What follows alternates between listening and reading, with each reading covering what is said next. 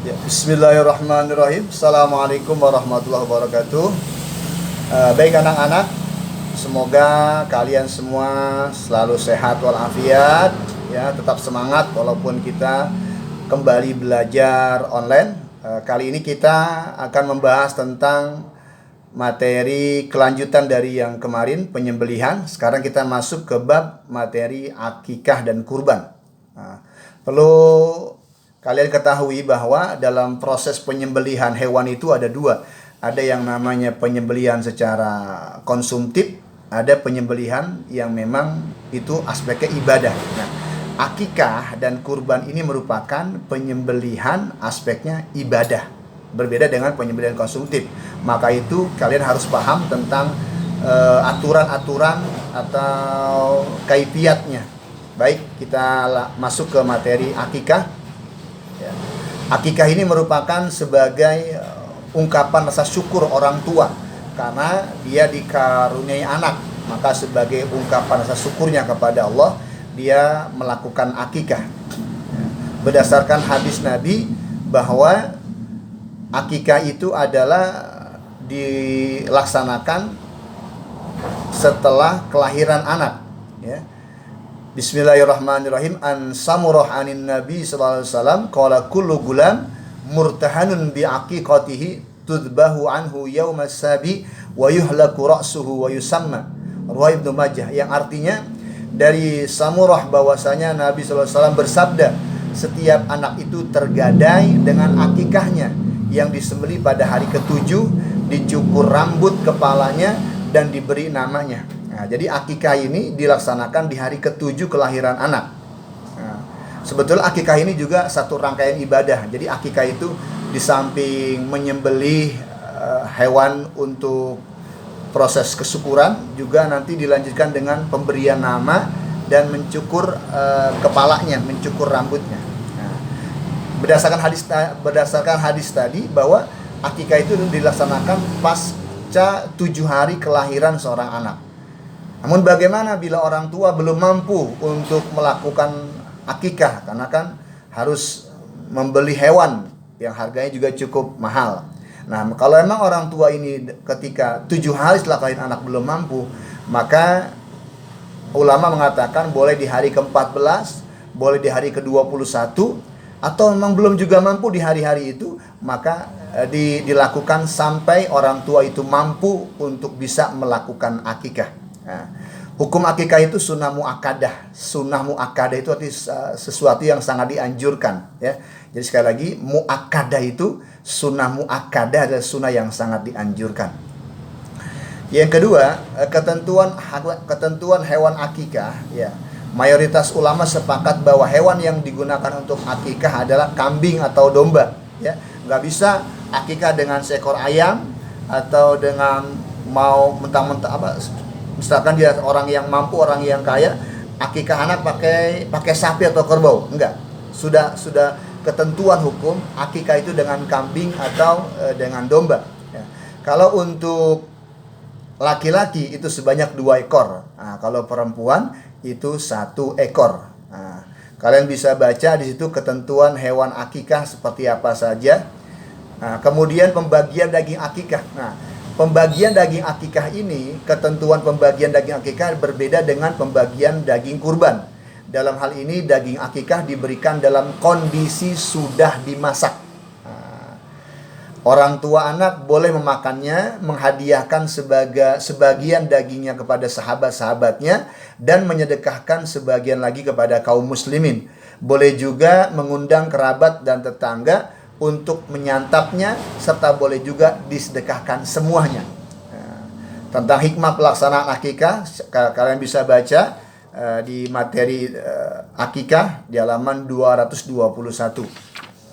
Nah, yang kemudian kurban. Nah, dalam istilah ilmu fikih, hewan kurban biasa disebut al-udhiyah, yang berarti, yang bentuk jamaknya ad-dahi. Secara bahasa, kurban berasal dari kata qoroba, yang berarti dekat.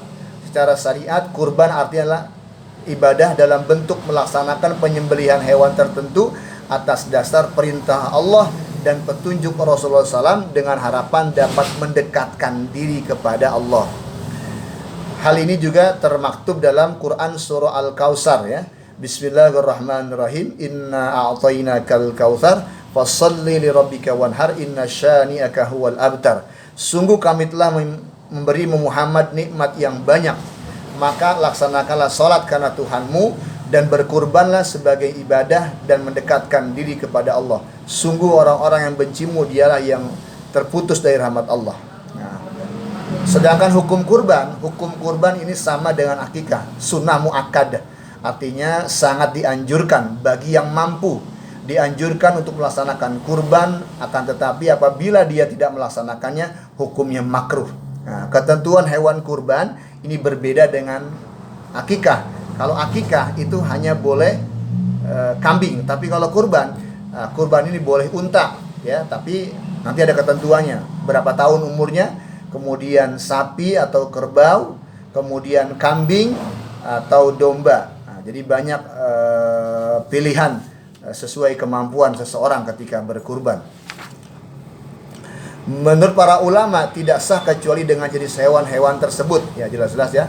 Ketentuan yang lain untuk jenis binatang unta, sapi dan kerbau boleh untuk kurban sejumlah 7 orang. Nah, jadi kalau dalam kurban itu, kalau kalian kurban dengan 1 ekor kambing, berarti itu untuk satu orang. Nah, tapi kalau unta, kemudian sapi atau kerbau, itu boleh untuk 7 orang. Ya, misalkan kalian dengan keluarga, ayah kalian, mama kalian, atau kakak adik kalian ada 7, silakan berkurban dengan 1 ekor sapi. Berarti sudah melaksanakan ibadah kurban.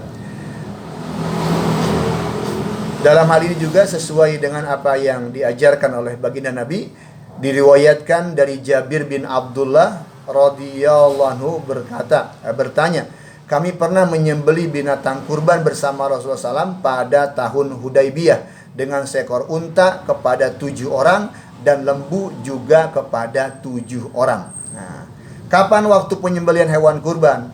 Waktu penyembelihan hewan kurban ini ada waktu khusus. Waktunya dia terbatas. Kapan? Tepatnya pada tanggal 10 Zulhijjah, ya, di hari raya Idul Adha, ya, 10 Zulhijjah. Dan ditambah dengan hari-hari tasyrik, yakni kelanjutan dari Zulhijjah, ya, tanggal 11, 12, 13. Nah, ini 11, 12, 13 dinamakan hari tasyrik, hari khusus untuk penyembelihan, bahkan diharamkan untuk berpuasa. Nah, kemudian tentang waktu penyembelihan atau kaifiatnya kalian bisa baca sendiri di buku materi tentang kurban ini di halaman 224. Nah, yang menarik pembagian daging kurban. Nah, ini pembagian daging kurban ini berbeda dengan akikah. Kalau tadi akikah dibagikan sudah dimasak, sudah diolah. Nah, kalau daging kurban dibagikan dalam keadaan mentah. Nah, bahkan sahibul kurban atau yang berkurban, dia hanya boleh mengambil dari daging kurban itu sepertiganya, ya, nggak boleh lebih dari itu. Nah, beda dengan akikah, ya. Kemudian hikmah pelaksanaan kurban kalian bisa baca, yang ini bisa menambah keyakinan kalian bahwa setiap syariat agama itu yang Allah berlakukan pada kita pasti ada hikmahnya, ya. Jangan merasa terbebani. Semua syariat itu pasti akan mendatangkan hikmah bagi pelakunya. Mudah-mudahan kalian bisa paham tentang materi akikah dan kurban ini. Yang belum akikah silakan ditanya kepada orang tuanya, ayah, mama, apakah sudah diakikah? Nah, begitupun nanti menjelang hari raya Idul Adha, ya, boleh saja yang bagi mampu bisa mengingatkan orang tuanya, karena orang-orang yang mampu berkurban tapi dia nggak berkurban, kata Nabi, dia bukan golongan kami, ya. Saya kira itu saja materi kita. Mohon dibaca, mohon dipelajari dengan baik agar kalian memahami materi ini atau menjadi pegangan dalam hidup kalian kemudian. Kita tutup. Subhanaka Allahumma rabbana wa bihamdika asyhadu an la ilaha illa anta astaghfiruka wa atubu ilaik. Wassalamualaikum warahmatullahi wabarakatuh.